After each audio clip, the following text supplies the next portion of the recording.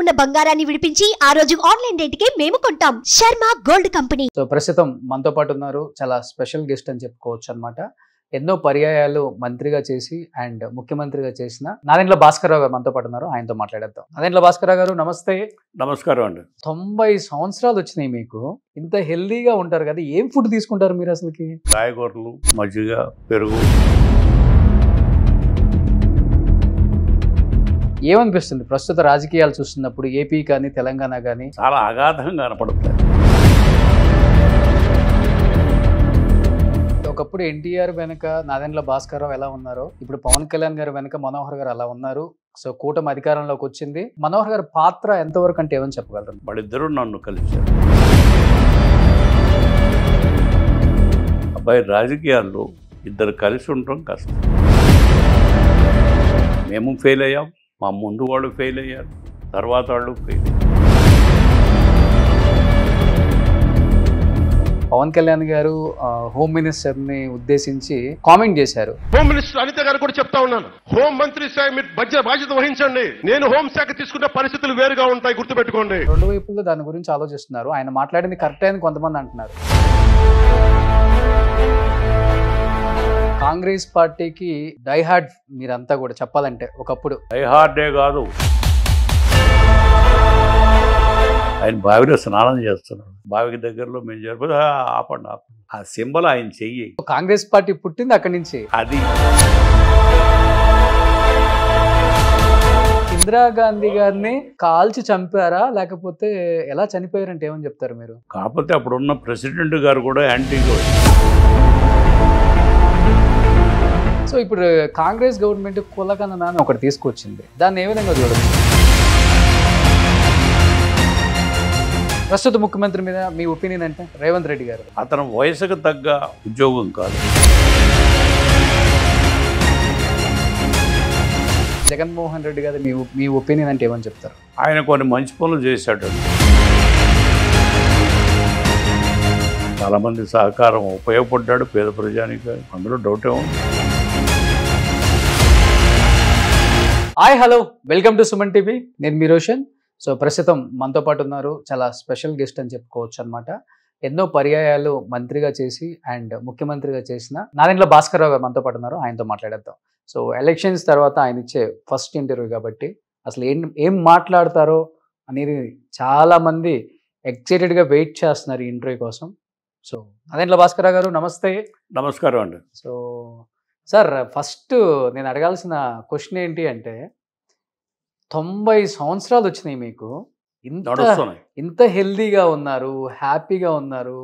ఇప్పటికీ 5-6 kilometres walking చేస్తారు, వ్యాయామం చేస్తారు, ఇంకా కుదిరితే జిమ్ కూడా చేసుకుంటారు.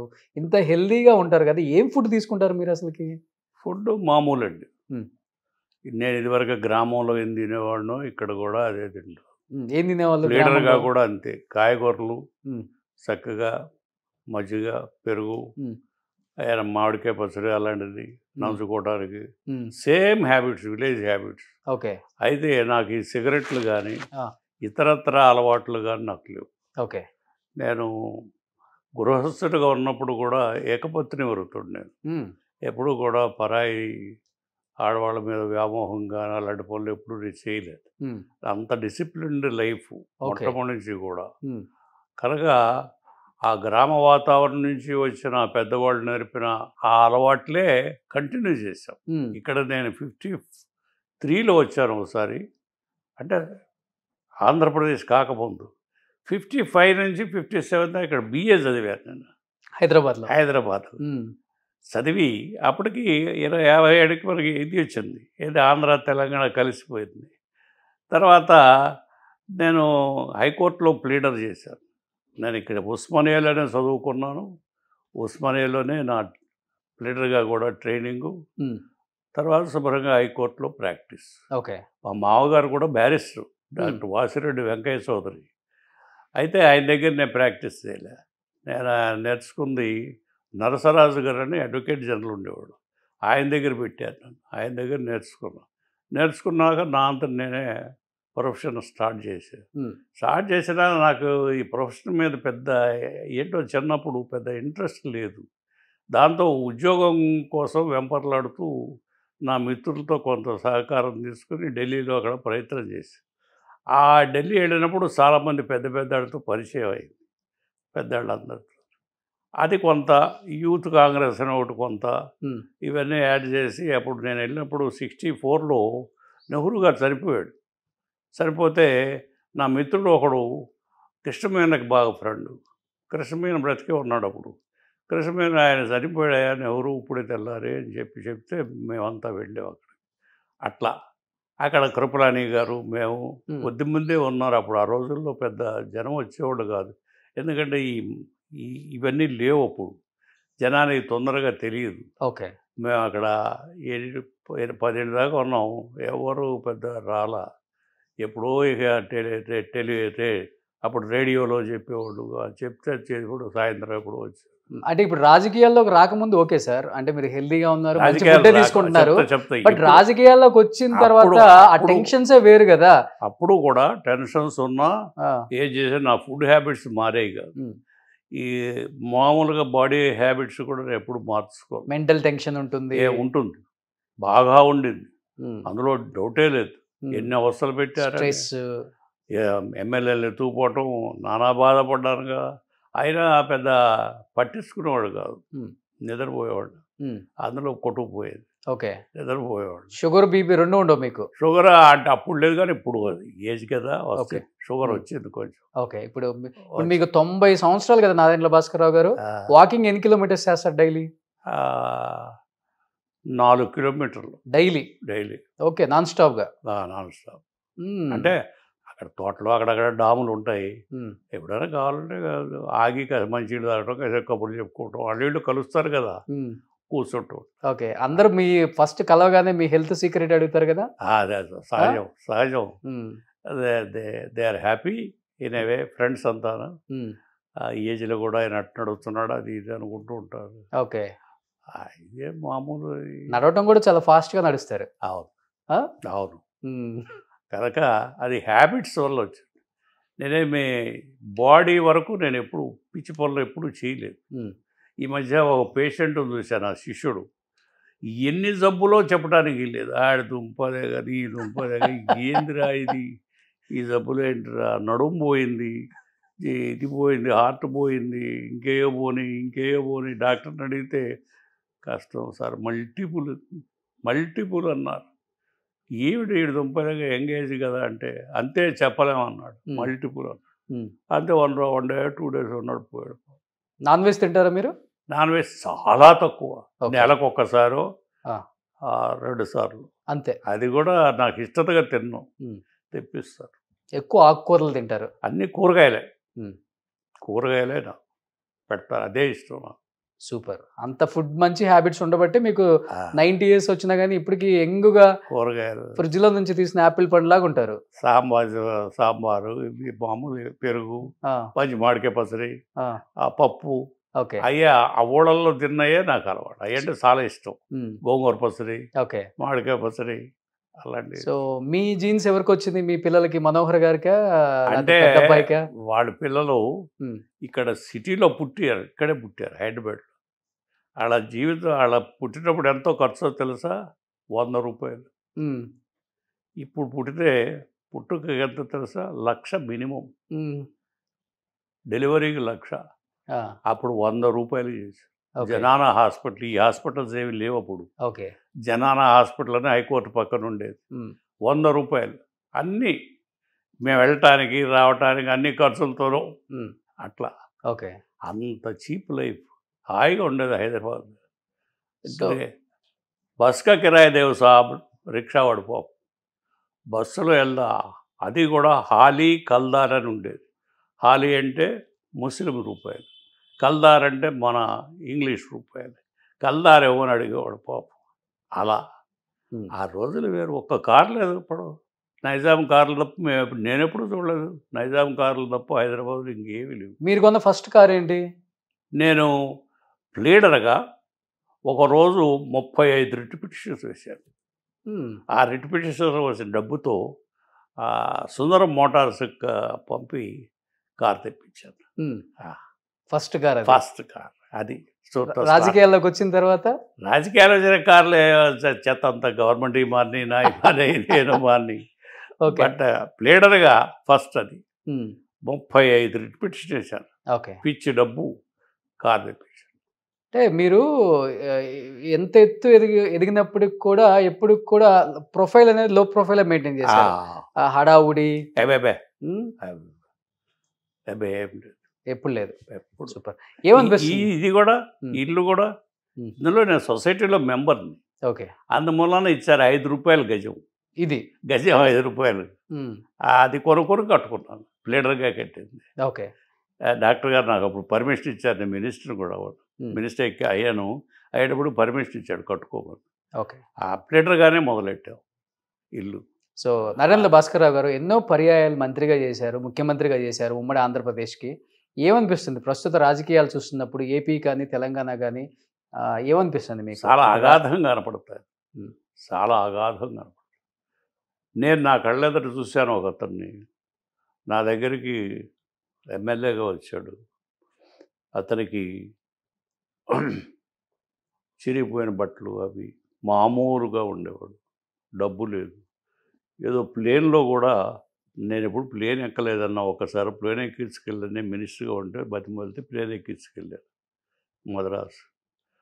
అతను ఇవాళ దాదాపు 1000 కోట్ల రూపాయలు అతను 1000 కోట్లు ఉన్నాయని చెప్పి మొన్న ఎలక్షన్ రిటర్న్లో వేశాడు. తనకు 1000 కోట్లు తరాస్తాడు. ఎట్టా వచ్చింది ఇది? నా దగ్గర ఏమీ లేవు. మీరు నమ్మపోండి. 1 కోటి రూపాయలు బ్యాంకులో ఉన్నాయి నాకు. ఏమి నా ఇంటి మెయింటెనెన్స్, నా పిల్లలకి నేను మెయింటెనెన్స్ కోసం నేనేమి పొలాలు అవి కొనలా. మా నాయన ఇచ్చిన 4 ఎకరాలే నా ఊళ్ళో అలాగే ఉంది. అంతగా తప్ప నేనేమి ఎవరిది సొమ్ము తాకటం కానీ తీసుకోవడం కానీ ఆ పిచ్చి పనులు నేను ఎప్పుడూ చేయలేదు. అందుకని నా మీద 3 కమిషన్లు వేసిన కక్ష కట్టి ఒక్క జడ్జి నన్ను వేలెత్తి చూపించలేదు. చూపించకపోతే ఒక అతను వెళ్ళి జడ్జి దగ్గరికి ఏదో ఒకటి కమిషన్ వేశాం కదండి, ఏదో ఒకటి రాయిపోతే మేము ఎట్లా బతకాలా అని చెప్పి అడిగి వచ్చాడు. ఆ జడ్జి చెప్పాడు తర్వాత వాకింగ్లో, వీళ్ళ దుంపలు దగ్గర వీళ్ళు ఎట్లా చెప్పండి, ఈ ఆస్తులు ఉంటాయా ఉంటాయా చెప్పండి, మీరు ఎవరన్నా వచ్చి నా బ్యాంక్ అకౌంట్ చెక్ చేసుకోండి, నా ఆస్తులు చెక్ చేసుకోండి, ఈ ఇల్లు మా నాయన ఇచ్చిన 4 ఎకరాలు పొలం తప్ప నేను హైదరాబాద్లో 1 సెంట్ ఆస్తి లేదు నాకు.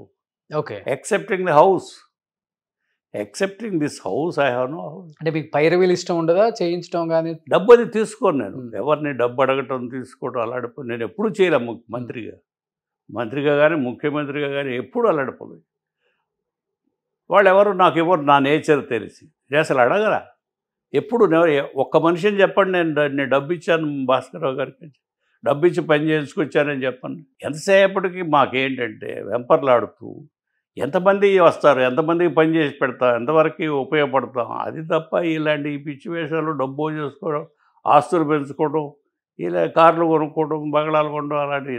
1 గజం ఆస్తి లేదు నాకు ఎక్సెప్టింగ్ దిస్ హౌస్. నా పిల్లలు కూడా ఇప్పుడు అట్లాగే ఉంటారు. ఎప్పుడు అలాంటి పిచ్చి పనులు చేయవు. మా లిమిట్స్లోనే మేము. సో పిల్లలంటే ఒకప్పుడు ఎన్టీఆర్ వెనక నాదెండ్ల భాస్కర్రావు ఎలా ఉన్నారో ఇప్పుడు పవన్ కళ్యాణ్ గారు వెనక మనోహర్ గారు అలా ఉన్నారు. సో కూటమి అధికారంలోకి వచ్చింది. మనోహర్ గారి పాత్ర ఎంతవరకు అంటే ఏమని చెప్పగలరు మీరు? మనోహర్ పాత్ర వాళ్ళు ఒక్కటే, వాళ్ళిద్దరూ నన్ను కలిశారు. పవన్ కళ్యాణ్ గారు మనోహరు పవన్ కళ్యాణ్ కలిశారు. నేను ఒకటే చెప్పా, అబ్బాయి రాజకీయాల్లో ఇద్దరు కలిసి ఉండడం కష్టం. మేము ఫెయిల్ అయ్యాం, మా ముందు వాళ్ళు ఫెయిల్ అయ్యారు, తర్వాత వాళ్ళు ఫెయిల్ అయ్యారు. ఇది గుర్తుపెట్టుకుని మీ ఇద్దరు కలిసి పని చేసుకుంటూ ఉంటారు, చేసుకో. ఇది ప్రిన్సిపల్ మాత్రం గుర్తుపెట్టు. మేము దెబ్బతిన్నాం, మీరు అలా పడవద్దు, కలిసే ఉండి పని చేసుకోండి. అలా ఉండదలిస్తేనే కలిసి వెళ్ళి పార్టీ పెట్టుకుని చేసుకో అని చెప్పారు. అదే చెప్పారు.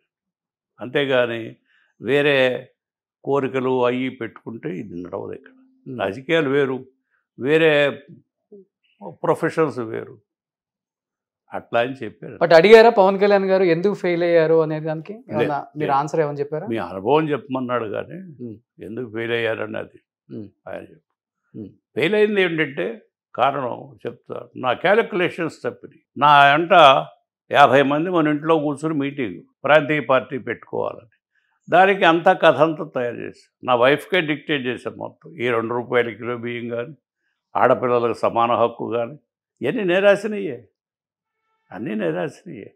అయితే దీనికి ఆ వచ్చిన వ్యక్తి ఇది అర్థం కాక ఆ స్వార్థం నుంచి ఆయన బయటపడలేక ఆ పిచ్చి పనులు చేసి అట్లా చేసి ఇతరుల మాట విని. ఒక చిన్న ఎగ్జాంపుల్ చెప్తా. ఒకరోజు నేను క్యాబినెట్లో కూర్చుండగానే ఎవరో ఒక ఆయన మనలో ఫోన్ చేసి పోలీస్ ఆయన్ని పంపించాట రోషయ్య గారికి, పోలీసు కానిస్టేబుల్స్ని కాపలాక.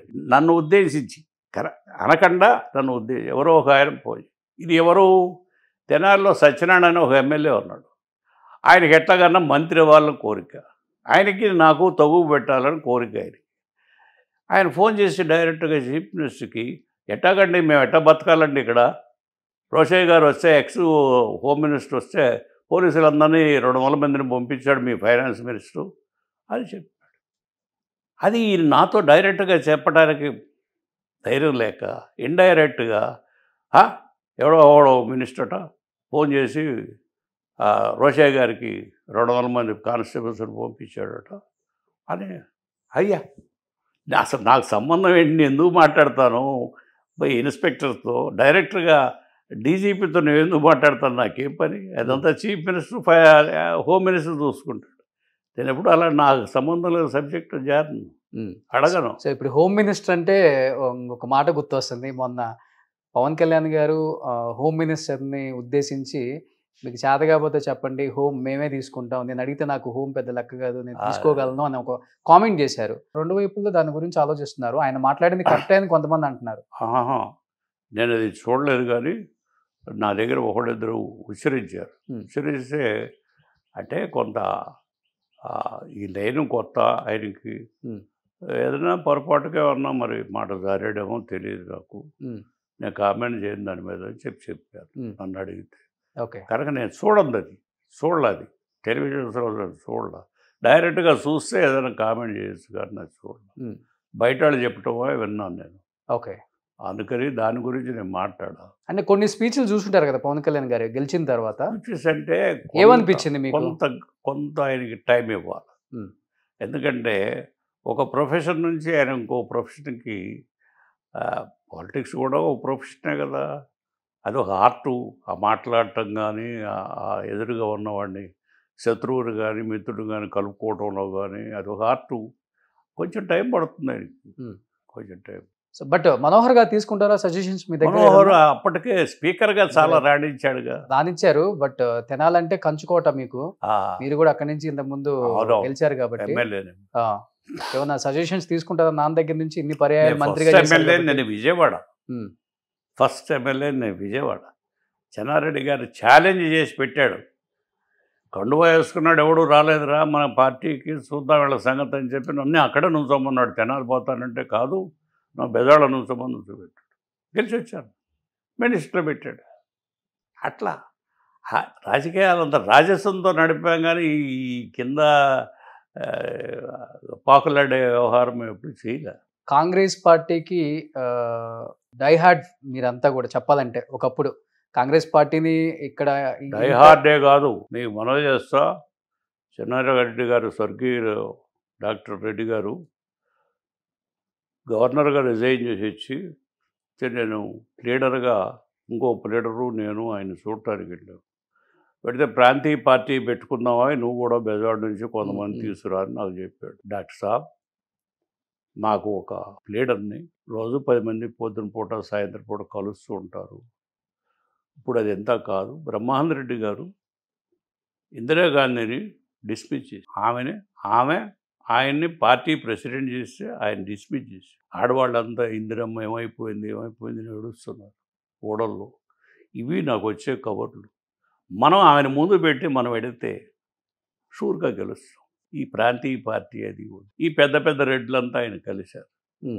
కలిసి అది మళ్ళీ అవి నిన్ను చీఫ్ మినిస్టర్ చేయదు, ఎందుకు ఈ పార్టీ పెట్టొద్దు అని చెప్పని ఆయన పట్టుబట్టారు. కానీ ఆయన నా మాట మీద ఎప్పుడు గురిగా ఉండేవాడు. ఇతను ఏదో యంగ్స్టర్, ఇతను చెప్పింది నిజమవుతాయిందని నమ్మిక ఒకటి ఏర్పడి అరస గారు కర్ణాటక చీఫ్ మినిస్టర్ ఎవరో ఒక మనిషిని పంపిస్తే నన్ను ఇంకో ఫ్రెండ్ని భోజనాన్ని పిలిచాడు. ఓ ప్రెస్ ఆయన కూడా పిలిచాడు. భోజనంలో కూడా నేను ప్రపోజల్ ఇదే చెప్పాను. డాక్టర్ గారికి ఏమో ప్రాంతీయ పార్టీ పెట్టు కాదు డాక్టర్ సాబ్, నేను అదే మాట మీద ఉన్నా. ఆ అమ్మాయి ఏం చేసింది, అరసుకు ఫోన్ చేసి ఇక్కడ ఎవడో భాస్కర్రావు అని ఉన్నాడు, వాడు ఇట్లా చెప్తున్నాడు, మనం ప్రాంతీయ పార్టీ పెట్టుకుందాం, కర్ణాటక ఆంధ్రకి కలిపి మీరే నన్ను ఇక్కడ పంపారు, ఆయన్నేమో ఆపేసాడు ఇతను, మీరు రండి అని చెప్పిన ఆయన చీఫ్ మినిస్టర్ స్పెషల్ ప్లేన్ వచ్చి మళ్ళీ డాక్టర్ గారు మమ్మల్ని భోజనానికి పిలిచాడు. మొన్న ఇవాళ పిలిచాడు, మళ్ళీ ఇవాళ ఆడ పిలిచాడు. నేను కూడా భోజనం చేసేటప్పుడు అంతా కబుర్లు చెప్పుకున్నాం. భోజనం అయినాక నేను చెప్పింది విని అరసు గారు who is this young man అని అడిగాడు.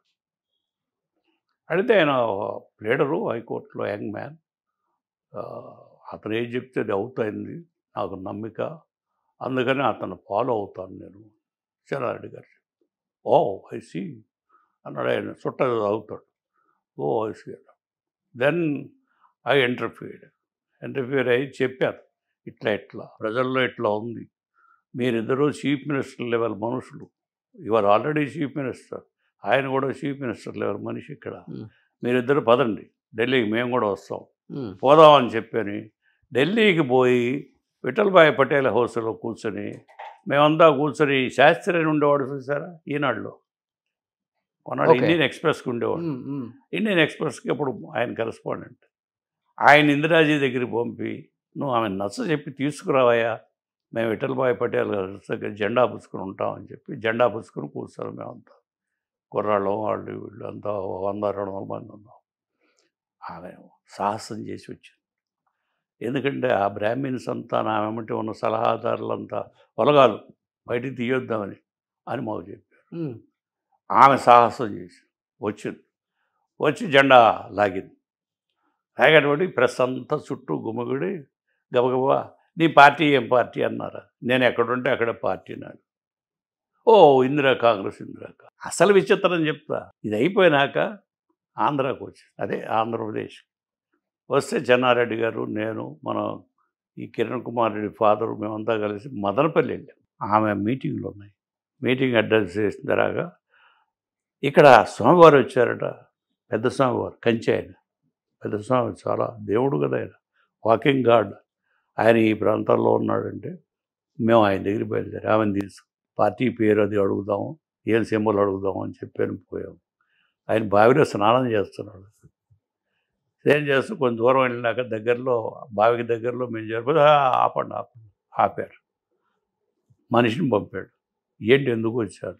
ఏదో పార్టీ పెట్టుకున్నాము, మీ ఆశీర్వచనం అని. ఆ సింబల్ ఆయన చెయ్యి చాలా మంది తెలియదు. ఓకే, సో కాంగ్రెస్ పార్టీ పుట్టింది అక్కడి నుంచి. అది ఆ సింబల్, అది ఆ సింబల్ ఆయన చెప్పినాక ఇక మాకు ఎంత ఉత్సాహంగా బయలుదేరి కారు వేసుకున్న రాత్రి తెల్లవారిపాటి బెజవాడ చేరి నేను సింబల్ గుర్తు చేసి బెజవాడ నుంచున్నా కదా, గుర్తుపెట్టి చెయ్యి చెయ్యి చెయ్యి చెయ్యి అని కుర్రాళ్ళంతా రోడ్డంతా గోలన్నమాట. అలా వచ్చి తీసుకొచ్చాం ఆ పార్టీని, ఆమెను మళ్ళీ పదవికి ఎక్కించాం. ఓకే, అట్లా ఇక బెజవాడలో బెజవాడ ఏలూరులో బయలుదేరాం. ఆమె, చెన్నారెడ్డి గారు, నేను, జనార్దన్ రెడ్డి కూడా ఉన్నాడు, అందరం కలిసి బయలుదేరాం. ఒక 20 మీటింగులు మెడ్రాస్ దాకా అడ్రస్ చేసుకుంటూ వెళ్ళాం. మెడ్రాస్ వెళ్ళేటప్పటికి వెంకట్రామన్ సౌత్ మెడ్రాస్లో నుంచున్నాడు. ఒక 20 మంది ఉన్నారు డయాస్ ముందు. వర్షం పడుతుంది. భాస్కర్ ప్లేన్ వచ్చిందా నాకు అని అడిగి, వచ్చిందటమ్మా. సరే ఎర్రడోమ్ వెళ్దామంది. ఇందులోగాడు ఏదో పిల్లల పేరు పెట్టమనేది ఆడిడు పేరు పెట్టింది. వర్షం కురుస్తుంది. ట్రైన్ దగ్గరికి వెళ్ళి నేను, చెన్నారెడ్డి గారు, ఆమె సెలూన్లో కూర్చొని 2ంటికి అర్ధరాత్రి హైదరాబాద్ వచ్చాం. ఆమె ఓపిక చూడు. ఇందిరాగాంధీ గారి 2ంటికి కెనాల్కి అదే గెస్ట్ హౌస్కి పోయి, అదేదో గెస్ట్ హౌస్ ఉంది కదా, గెస్ట్ హౌస్ ఆ బట్టలు అవి మార్చుకుని మళ్ళీ కారు తీసుకుని బీదర్ వెళ్ళిపోయి, అంత కష్టపడి అట్లా గెలిపించామని. డబ్బు ఎక్కడిది? మేము ఇచ్చిన డబ్బే కదా, చెప్పుకోకూడదు బయట. బట్ అంత దగ్గరగా ఉంటారు కదా ఇందిరాగాంధీ గారికి మీరు. అంత దగ్గరగా ఉండబట్టే మన ఇంటికి వచ్చింది. ఇంటికి కూడా డైరెక్ట్గా వచ్చేస్తారు. డైరెక్ట్గా వచ్చింది, డైరెక్ట్ చెప్పకుండా డైరెక్ట్గా ఇంటికి వచ్చి ఉన్న ఆమెని నన్ను ఆమెకి ఈ పితిరీలు మోసేవాళ్ళు ఉన్నారు. అబ్బా అబ్బా అబ్బా అబ్బా చెప్పటానికి వీళ్ళు. అంత అంటే తిన్నాను, మీ ఇద్దరు డిస్టెన్స్ అంత తిన్నాను, ఎంత తిన్నాను. చెన్నారెడ్డి నన్ను కూడా అట్టగా పాడు చేశారు. ఈ దరిద్రపు రాజకీయాలండి. మరి ఆ ఉండగా ఆమె దూరం అయ్యారా మీకు కొంచెం దగ్గరగా? ఆమె దూరంగా, ఆమె దూరంగా. ఈ వచ్చి వీకి తెలిసాక నన్ను ఖమ్మంలో నుంచోబెట్టింది ఈమె. ఖమ్మంలో నుంచోమని భాస్కర్ అని చెప్పి కొత్త అయినా సరే ధైర్యం చేసి నుంచున్నా. తెలుగుదేశాన్ని, కాంగ్రెస్ అన్నింటినీ ఓడగొట్టి వచ్చారు. అది మన వీళ్ళు అదే పార్టీ, కమ్యూనిస్ట్ పార్టీ ఓడగొట్టి వచ్చారు. గెలిచి వస్తే 1 ఇయర్లో అయిపోతే సీట్ నాకివ్వాలి కానీ ఆ అమ్మాయిని పిలిచి అమ్మాయికి ఇస్తా. అక్కడ నేను విభేదించాను. నువ్వు హైదరాబాద్ నుంచో ఎక్కడైతే చీఫ్ మినిస్టర్ అని చెప్పి అర్జున్ సింగ్ చేత చెప్పించింది. అక్కడ బాధపడి ఆమె నుంచి నేను దూరం అయ్యాను. బట్ ఇంత క్లోజ్గా ఉంటారు కదా, నిజంగా ఇప్పటికైనా చెప్పండి, ఇందిరాగాంధీ గారిని కాల్చి చంపారా లేకపోతే ఎలా చనిపోయారంటే ఏమని చెప్తారు మీరు? అది భగవంతుడికి తెలియదు. భగవంతుడికి చనిపోయి మీకు తెలిసిన వర్షన్ ఏంటి అసలుకి? నాకు ఇంకో వర్షన్ ఏం తెలియదు. అందరూ చెప్పిన వర్షన్ పేపర్లో వచ్చింది. గన్మెనే కాల్ చేశారని ఇంకో వర్షన్ తెలియదు నాకు. కాకపోతే అప్పుడున్న ప్రెసిడెంట్ గారు కూడా యాంటీగా వచ్చాడు. ఓకే, ఆమెకి యాంటీ. ఎందుకు అంత యాంటీ? ఆమె కాల్చి అంత యాంటీ ఏమైంది? బింద్రవాలా, అక్కడ బింద్రవాలాని చంపించిందని కోపం. కేవలం ఒక్క రీజన్. ఆ సిక్కులు వాళ్ళ కులం, వాళ్ళ మతం అట్లా పిచ్చి ఆడ చేశారు. సో కాంగ్రెస్కి కోర్ అంటే మీరందరూ చెప్పుకోవచ్చు, ఎంతో మంది ముఖ్యమంత్రులను చూసారు. అదే ఎంతో మంది ముఖ్యమంత్రులను చూశారు నాదెండ్ల భాస్కరరావు గారు. ప్రస్తుతం ఉన్న ముఖ్యమంత్రి గారి మీద మీ ఒపీనియన్ అంటే ఏమని చెప్తారు? ఏమని అంటే కాంగ్రెస్ ముఖ్యమంత్రి కాంగ్రెస్కి ఆమె తెలియక కొన్ని పిచ్చి పనులు చేశారు. మన వ్యవహారంలో కూడా అట్టగే. ఖమ్మం వన్ మంత్లోనే 1 ఇయర్ ఆమె ఎంపీ చేసినట్టు తీసేసి ఇంకోటి పెడతాం. ప్రస్తుత ముఖ్యమంత్రి మీద మీ ఒపీనియన్ అంటే? రేవంత్ రెడ్డి గారు. అతను వయసుకు తగ్గ ఉద్యోగం కాదండి, అతను వయసుకు తగ్గ పెద్ద ఉద్యోగం. అయినా నిబ్బరంగా చేసుకుంటున్నాడు. ఇప్పుడు అతను మూసి వ్యవహారంలో ప్రక్షాళన చేయాలని కోరటం చాలా సబబు. చేయాలి. ఆ మురుక్కాలం ఎన్నాళ్ళని పెట్టుకుంటాం ఈ సిటీలో, దాన్ని క్లీన్ చేయాలని ప్రయత్నం చేస్తున్నాడు. అయితే ఆ పేదవాళ్ళకు కూడా ఏదన్నా పక్కన ఎక్కడన్నా చూపించటమో సర్దటమో, వాడికి ఒక ఇల్లుది గుడిసెలు ప్రతిసాటం ఉన్నాయి. అమెరికాలో కూడా ఉన్నాయి రోడ్ల మీద గుడిసెలు చూస్తున్నాం. మీ టెలివిజన్స్లో అమెరికాలో గుడిసెలు చూస్తున్నాం. స్వర్గం అది ఇది అని చెప్తారు కదా అమెరికా. రోడ్ల మీద గుడిసెలు ఉన్నాయి వాళ్ళకి ఇల్లు లేక. అలాగే మూసీ చుట్టూ కూడా పేదవాళ్ళ పాపం ఇక్కడ ఏదో ఎవరో 10 రూపాయలు ఇస్తారని కష్టపడదామని చెప్పి ఇక్కడ సిటీకి వస్తారు. వాళ్ళు నిలవడానికి నీడ ఉండదు, అక్కడెక్కడో పక్కన వేసుకుంటారు గుడిసె. అది పీకేస్తే వాళ్ళు లబోదివ్వమని ఏడుస్తారు. సహజం అది. వాళ్ళకి ఏదైనా ఆల్టర్నేటివ్గా చూపించి తీయాలి. ఆ మూసీ మాత్రం బాగు చేయాలి. అతను కరెక్ట్ సపోర్టివ్. ఓకే, బాగా చేస్తున్నాడు. బాగా. సో హైడ్రా మీద మీ ఒపీనియన్ ఏంటి? హైడ్రా అది నేను స్టడీ చేయలేదు. కూల్చివేతల మీద, సిటీలో ఉన్న అక్రమ కూల్చివేతల మీద నేను స్టడీ చేయలేదు అసలు. అది ఏంటి, ఎందుకు పెట్టారో, ఎందుకు వచ్చిందో, ఎక్కడి నుంచి వచ్చిందో, పేరే నాకు కొత్తగా ఉంది. నేను చదవాలి. ఓకే, సో ఓవరాల్ గా ఈ 11 నెలల గవర్నమెంట్ రేవంత్ రెడ్డి గారు బాగా పరిపాలిస్తున్నారని మీ ఒపీనియన్? బాగానే చేస్తున్నాడని నా ఒపీనియన్. ఓకే, అవుట్ సైడర్గా నాకు ఫీలింగ్. నేను సాయంత్రం బర్మాందరెడ్డి పార్క్ పోతాను, 2 గంటలు తిరుగుతాను. అక్కడ వీళ్ళు కలుస్తారు, ఆఫీసర్లు కలుస్తారు, రిటైర్డ్ ఆఫీసర్స్, పొలిటీషియన్స్ కలుస్తారు, అందరూ మాట్లాడుతూ ఉంటారు. కనుక నేను ఎక్కడ పలకరించినా కూడా మంచి అభిప్రాయమే ఉంది. అది సో వయసుకు తగ్గ జాబ్ కాకపోయినా కానీ బాగా చేస్తున్నారని మీ ఫీలింగ్? అది. ఓకే, ఎందుకు వ్యతిరేకత ఎక్కువ వస్తుంది మిగతా పార్టీల నుంచి రేవంత్ రెడ్డి గారి మీద? రకరకాల కోరికలు ఉంటాయి, వాళ్ళకి పార్టీ స్టాండ్ ఉంటుంది. ఇప్పుడు నేను ఏదైనా అతను సపోర్ట్ చేయటం మా పార్టీకి ఇష్టత లేకపోవచ్చు, కానీ నేను ఈ పార్టీలు ఇవి దాటి మాట్లాడతాను కదా, నాకు ఒక అనుభవం ఉంది కదా, కనుక నేను జడ్జి చేసి మాట్లాడతాను. ఓకే, జడ్జి చేసి మిగతా పార్టీలకి బయట పార్టీ వాళ్ళు శత్రువులు, కానీ కాంగ్రెస్ పార్టీలో మాత్రం ఆ పార్టీలో ఉన్న వాళ్ళకి వాళ్ళే శత్రువులు అని చెప్తూ ఉంటారు కదా, అంటే సో ఈరోజు ఏ విధంగా చూడొచ్చు? రేవంత్ రెడ్డి గారిని మీరు ఏకీభవిస్తున్నారు, బాగా చేస్తున్నారు, అతని వయసుకు మించి నా ఉద్యోగం అయినప్పటికీ కూడా దాన్ని బాగా పరిపాలిస్తున్నారు, ఈ 11 నెలల్లో ఆయన తీసుకున్న డిసిషన్స్ కూడా చాలా మంచివని చెప్తున్నారు. ఇంత అనుభవం ఉన్న ఒక రాజకీయ నాయకులు మీరు చెప్పడం నిజంగా గ్రేట్ అది. బట్ ఎలా చూడొచ్చు దాన్ని? ఆయన అడ్డుకుంటున్న కొంతమంది ఆయన పార్టీ నాయకులైన పేర్లు కూడా బయటకు వస్తున్నాయి కాబట్టి. నేను హ్రస్వ దృష్టితో చూడను. అతను పాపం యంగ్స్టరు, ఆ ఏజ్లో అంత బరువు అతని పేరు పెట్టారు. కొలీగ్స్ అక్కడ తగులాడుకున్నట్టు పిచ్చి మాటలు మాట్లాడినట్టు నాకెక్కడ కనపడలా. అలాగే ఏదైనా సమస్య వచ్చినా సమస్య అటెండ్ అవుతున్నాడని కూడా చెప్తున్నారు వెళ్ళి వచ్చినాడు. అవును. కనుక ఇవన్నీ కూడా నాకేమనిపించిందంటే అతని వయసుకు మించిన భారం మోస్తున్నా కూడా ఎక్కడ పొరపాటు చేయట్లేదు, బాగానే నడుపుతున్నాడు అని అభిప్రాయం. సో 100కి ఎన్ని మార్క్స్ వేయచ్చు రేవంత్ రెడ్డి గారు? అలాంటివి నేను పార్టిసిపేట్ చేయాలి కనుక ఆ ఫీలింగ్ అది. సో ఇప్పుడు కాంగ్రెస్ గవర్నమెంట్ కులగణన అని ఒకటి తీసుకొచ్చింది. కాంగ్రెస్ కులగణన అని ఒకటి తీసుకొచ్చింది కులాల మీద. దాన్ని ఏ విధంగా చూడొచ్చు? ఇప్పుడు మీకు మనం చేస్తాం ఇదే విషయాన్ని వాళ్ళు ఇంకొక రకంగా తెలుసుకోవచ్చు. ఎవరు ఏ కులం ఎంత ఉన్నారు, ఏ కులం ఎంత ఉన్నారు, ఎవరు ఏం చేస్తున్నారు. ఇదేమవుతుందంటే నేను గ్రామ వాతావరణం నుంచి వచ్చిన మనిషి. నేను ఈ మధ్య మా ఊరు వెళ్ళాను, చూశాను. ఇదివరకట్లాగా లేవు ఈ కులాలు తగువులు అవి.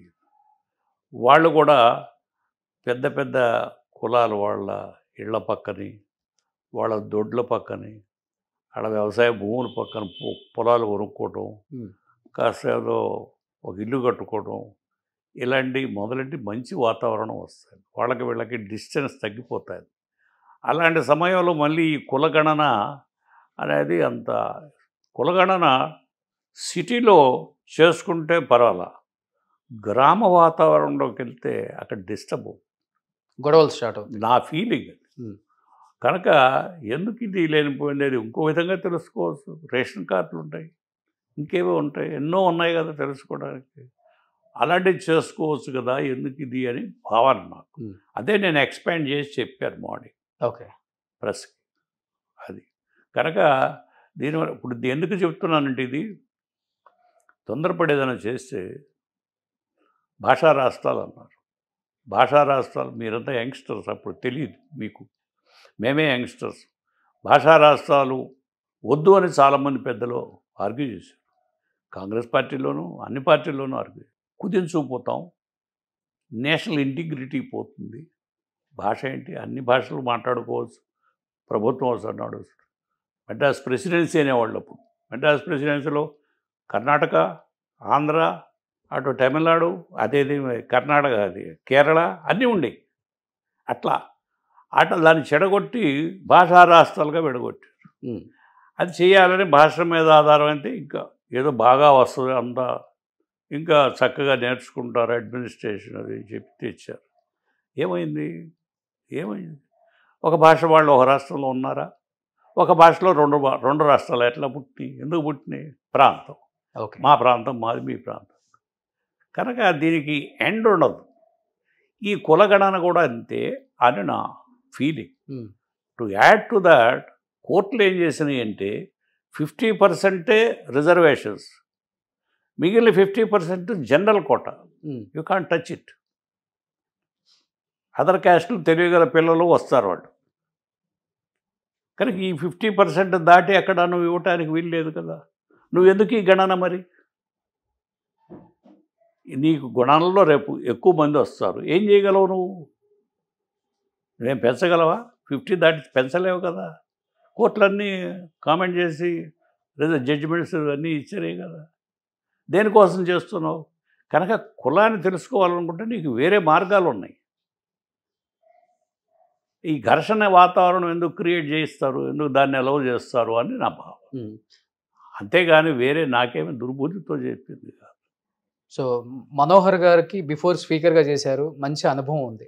బట్ ఇప్పుడు కూటమి అధికారంలోకి వచ్చిన తర్వాత ఈ పోర్ట్ఫోలియో ఆయన ఇష్ట ప్రకారం ఆయనకి ఇష్టమై తీసుకున్నారా, లేకపోతే కూటమిలో భాగంగా వచ్చిందంటారు? అది మీరు ఆయన ఇక్కడికి వచ్చినప్పుడు అడగండి, నేనేం పట్టించుకునేవి. ఆయన నాకు చెప్పడు, నేను ఈ విషయాలు ఎప్పుడు అడగను. కనుక మీరు ఆయన వచ్చినప్పుడు విజిట్ చేస్తున్నారా ఇప్పుడు అన్ని ఆయన రైస్ మిల్స్ కానీ ఆ విజిట్స్ అయ్యి అన్ని ఎలా అనిపించింది విజిట్ చూసినప్పుడు అన్నీ కూడా మీరు ఏం కామెంట్ చేసుకుంటారు అంటే మీకు ఎలా అనిపించింది యాజ్ ఎ ఫాదర్ గా? నాకు మాకైతే చాలా పాజిటివ్ గా అనిపించింది. పాజిటివ్గా ఉండొచ్చు, అయితే ఇలాంటివి చాలా కేర్ఫుల్గా ఉండాలి. ఎందుకంటే కారణం పై అధికారి చీఫ్ మినిస్టర్ కదా, చీఫ్ మినిస్టర్ పర్మిషన్తో చెయ్యాలి ఇలాంటివి. మరి అది అలాంటివి చేస్తున్నారో లేదో మనకు తెలియదు. ఓకే, కనుక స్పీకర్గా రాణించాడు. స్పీకర్గా నాకు కూడా తెలియని విషయాలు చక్కగా డయాస్ మీద చెప్పి మంచి పేరు తెచ్చుకున్నాడు. కనుక అది అక్కడికి అది దీని వ్యవహారం నేను ఎప్పుడు అతను ఎలక్షన్స్కి వెళ్ళటం కానీ క్యాన్వాస్ చేయటం కానీ నా తెనాలి నేను చెప్పి నా తెనాలి మా ఇంటికి పోయి కూర్చోవడం కానీ ఏమీ లేదు. నేను ఆయనే చేసుకున్నాడు, ఆయనే గెలిచాడు. ఇప్పుడు 3-4 సార్లు గెలిచాడు తెనాలిలో. కనుక అది మీరు ఆయన వచ్చినప్పుడు ఆయన భావాలు అవి మీరు ఎగ్జామిన్ చేయండి, తెలుసుకోండి. ఓకే, సో మీ తెనాలి నుంచి తీసుకుంటారు కదా ఫీడ్బ్యాక్, ఎలా ఉంది ఏం తీసుకోరు మీరు? పట్టించుకో, ఓకే, మనకెందుకు. అతను చక్కగా 60 దాటాడు, 60 వచ్చినా ఇప్పుడు. కనుక అతను చేసుకుంటాడు, మనం ఎందుకు వేలు పెట్టాం అందులో. సో ఓవరాల్గా కూటమి అయితే సక్సెస్ఫుల్గా ముందుకు వెళ్తుంది అనే భావన అయితే మీకుందా? వెళ్ళాలి, అందరూ కలిసిమెలిసి వెళ్ళాలి. మరి కష్టపడ్డారు, జనం కావాలని ఓట్లు వేశారు, వాళ్ళ కోరికలు తీర్చాలి కదా. ఆ డైరెక్షన్లోనే నడవాలి ప్రభుత్వాలు. మరి అది నడుస్తాయిందా లేదా ఏమిటనేది వాళ్ళని అడిగి తెలుసుకోవాలి, నన్ను కాదు. సో లాస్ట్ అండ్ ఫైనల్గా చెప్పండి, జగన్మోహన్ రెడ్డి గారు మీ ఒపీనియన్ అంటే ఏమని చెప్తారు? ఆయన కొన్ని మంచి పనులు చేశాడండి, నా అభిప్రాయం. కొన్ని మంచి పనులు చేశాడు, పేద ప్రజలకి దగ్గర అయ్యాడు, నో డౌట్ అబౌట్ ఇట్. అయితే మరి అతనికి ఎందుకు ఇది జరిగిందో ఏమిటో నాకు బివిల్డరింగ్. ఇది సాఫీగా ఎలక్షన్స్ జరిగి వచ్చినాయా, ఏమైనా గోల్మాల్ జరిగినాయా అని అందరూ వచ్చి చెప్తూ ఉంటారు. అది మనకి ఎడ తెలుస్తుందయ్యా, అది ఎట జరుగుతుంది. నేను ఉన్నప్పుడు కూడా నా డబ్బాలు అసలు ఒక ఓటు లేకుండా డబ్బాలు తెచ్చారు, ఎక్కడి నుంచి తెచ్చారంటే ఏదో గోల్మాల్ చేశారని అనుకుంటాం కదా. ఓకే, కనుక ఏమి మనకు అర్థం కాదు. ఇది అది అర్థం కాకుండా ఉండే తమాషా ఏదన్నా ఉందేమో చేస్తున్నారేమో మనకు తెలియదు. మరి మనకేం దాని గురించి కామెంట్ చేయటం, మనకు తెలియని దాని గురించి కామెంట్ చేయటం. ఓకే, సో మీకైతే ఆయన పాలసీలు కొన్ని నచ్చాయి యాజ్ ఎ ముఖ్యమంత్రిగా ఉన్నప్పుడు? కొన్ని మంచిగా చాలామంది సహకారం ఉపయోగపడ్డాడు పేద ప్రజానికి, చదువుకునే పిల్లలకి, వాళ్ళకి కొన్ని మంచి పనులు చేశాడు, అందులో డౌట్ ఏముంది. ఓకే, సో రాజశేఖర రెడ్డి గారిని చూశారు, కొడుకుని కూడా చూశారు కాబట్టి మీరు డైరెక్ట్గా కాకపోయినా ఇండైరెక్ట్గా వినటం లేదా టీవీలో చూడటం, ఆయనలో ఉన్న క్వాలిటీస్ మీకు ఏది బాగా అనిపించింది జగన్లో? ఇద్దరు కూడా నాకు బాగానే ఉన్నారు, అదేం లేదు. ఇద్దరు కూడా. రాజశేఖర రెడ్డి గారు కొంచెం ఇంకా మొండితనంగా ఉండేవాడు, అయితే అతను కూడా సర్దుకునేవాడు. లాస్ట్లో మినిస్టర్ అయినాక కొంత సర్దుకునేవాడు. ఆ కాంగ్రెస్ ఐ పార్టీలో రావడాన్ని నన్ను చాలాసార్లు కలిశాడు. చెన్నారెడ్డి గారికి ఇష్టత లేదు, అందువలన ఆపోజిట్. అదే డైరెక్ట్గా పోయి ఇందిరాగాంధీ గారి మేనత్తను ఎవరిని పట్టుకుని అందులో చేరాడు వెంకటరామరెడ్డి ద్వారా. దాంతో చెన్నారెడ్డి గారి కోపం వచ్చి వెంకటరామరెడ్డిని కోపడ్డాడు. అడదా అదో పాలిటిక్స్. కనుక అట్లా వచ్చాడు.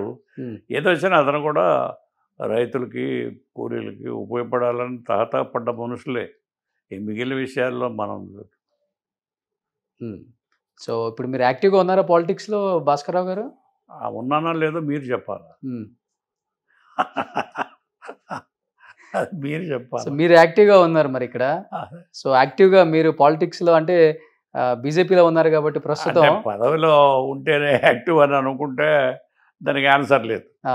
పదవులు వస్తుంటాయి, పోతుంటాయి, పదవులతోనే కాదు కదా. అన్ని పదవులు మీరు అన్ని చూసిందే. ఇంకా చూడండి పదవి ఏముంటుంది, పార్టీలు కూడా పెట్టాం కదా. అయితే ఇక్కడ ఏంటంటే నేను చెప్పింది ఒకటే, మనం భాషా రాష్ట్రాలు పెట్టి పెద్ద సాధించలేదు.